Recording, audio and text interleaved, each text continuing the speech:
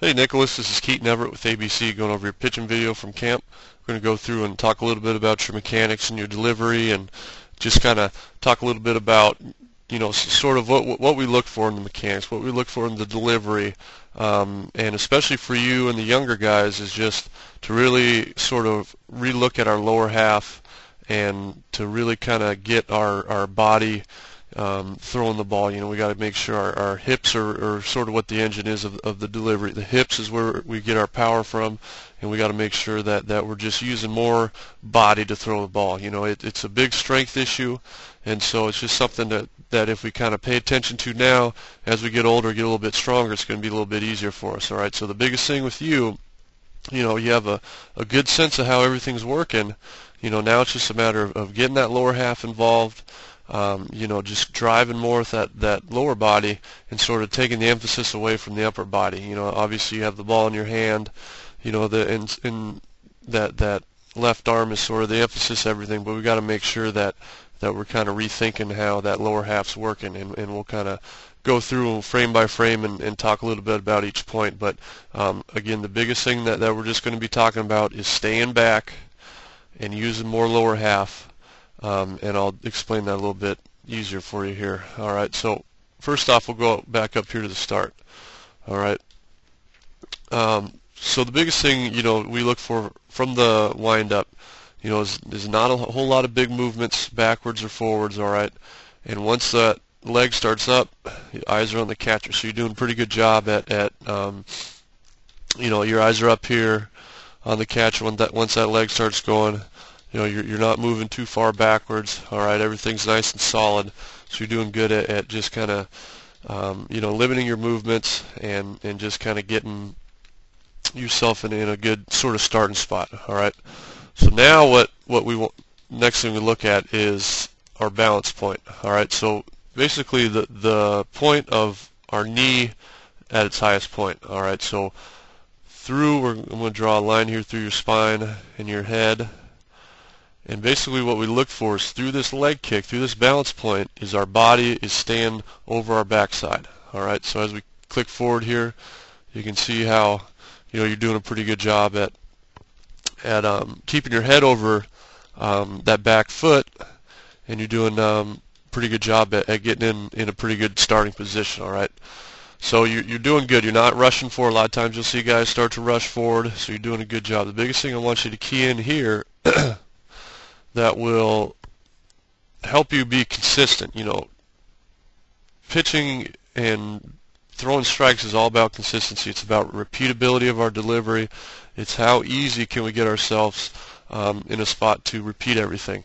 And so the more movements we have one way or the other, it's going to be hard to repeat that. It's going to be hard to time it. So I want you to look at this glove as we start ticking forward here. All right, so watch your glove and then watch this knee. All right. So you can see as this knee's coming up, you can see your gloves moving down, and your glove and your hands break almost outside of your knee right there. All right, we want to have them break inside of that knee. You want to have those hands up against your chest, up against your, be more so sort of your belly button, your stomach, because all that is that this distance between your body and your glove is going to change a lot. You just can't get a consistent spot of breaking your hands. All right, so breaking them outside your knee, get them going farther away, more movement, doesn't add any arm speed, it just adds inconsistencies. All right, so to clean that up, just bring that glove and just keep it tucked back in here around your belly button, around your belt, somewhere that's comfortable for you. All right, and so that's just going to be a lot more consistent to time everything. Okay, because once this knee gets to its highest point, which is about right here, all right, we're going to want to see hips start to go forward. All right, we're going to want to see our hand and that ball start to break. All right, and then all this heel and this leg does just kind of fall behind, staying behind the hips. All right, and so you can see here as this leg starts forward, your ball's kind of coming out a little bit later. All right, but you're getting in a real good spot here. All right, you got your knee kind of back over that back foot. All right, you got a pretty good angle there. It's just the biggest thing is just hips. All right, we want this boxed, just that's where all that work's coming from. All right, so you're in a good spot. Now it's just a matter of just getting more consistent, cleaning up that glove hand, breaking your hands a little bit earlier to get everything going. All right, so now as we tick forward through the delivery, all right, I was talking about staying back, and I'm going to kind of show you what I mean by that. All right, you can see here, watching this foot, all right, as you come forward, you can see it kind of swing back down, and you're getting that foot outside of that hip. All right, so now you go from leading with your hips to now your foot's leading your body. All right, so we want to try to keep that foot, behind that hip a little bit longer. So you're just kind of kicking out a little bit early. All right, losing a little bit of that lower half, and then you can see at foot strike. So this next point we kind of look at, that once that front foot hits the ground, which looks like it's about somewhere between this frame and that frame. All right, you can see how your knee is over that ankle. All right, so basically what this is showing us is that your weight is now out over that knee, out over this front hip, instead of still back here. So we still want everything to be loaded up back here.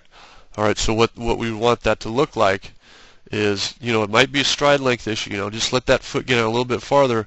But what we want to see, if this is your ankle right here, we want to try to see that knee, somewhere back here still. All right, so you just load it up more over that back leg back here. So your weight's back here on this hip, your weight's back here on this knee, and that knee's not shifted out over that ankle. All right, so you're just getting out a little bit early. All right, we just want everything to sort of shift from right here to staying back over this back side a little bit longer. All right, upper body wise, you have a good arm angle back here. All right, you can see that your elbow's about shoulder height. You got a pretty good angle there.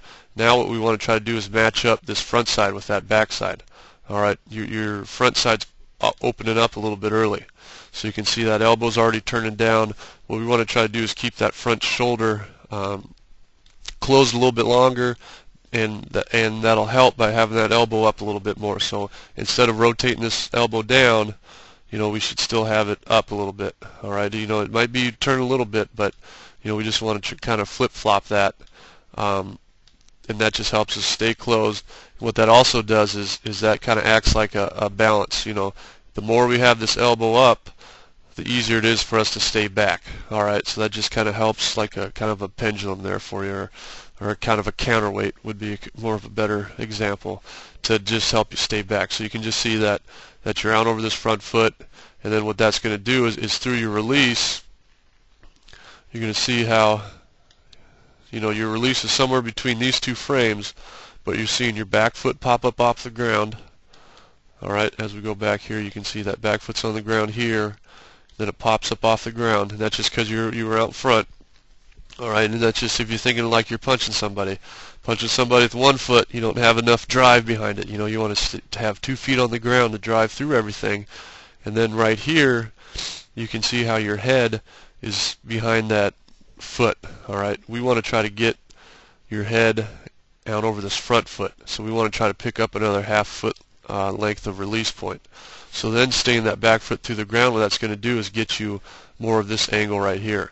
All right, so now that head's going to be out over that front foot, and now you're going to be releasing the ball from out here instead of right here. All right, that's going to get you more sort of that virtual velocity.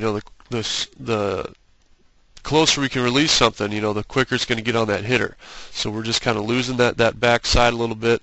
You can see your back leg collapse, and we want to try to keep that straight, drive all the way through that back foot, all the way through release. And again, that's just a strength thing, but that's just something you always pay attention to, is even when you're playing catch, just really work on driving through that back leg, getting out over that front foot. But for you, again, it's just a matter of just staying back, getting those hips going a little bit quicker, staying closed a little bit longer, and you're going to be on a good path to really improving yourself as you get older and get that strength going. So thanks again for making it out to camp. Hopefully you had a great time, and we look forward to seeing you again with ABC.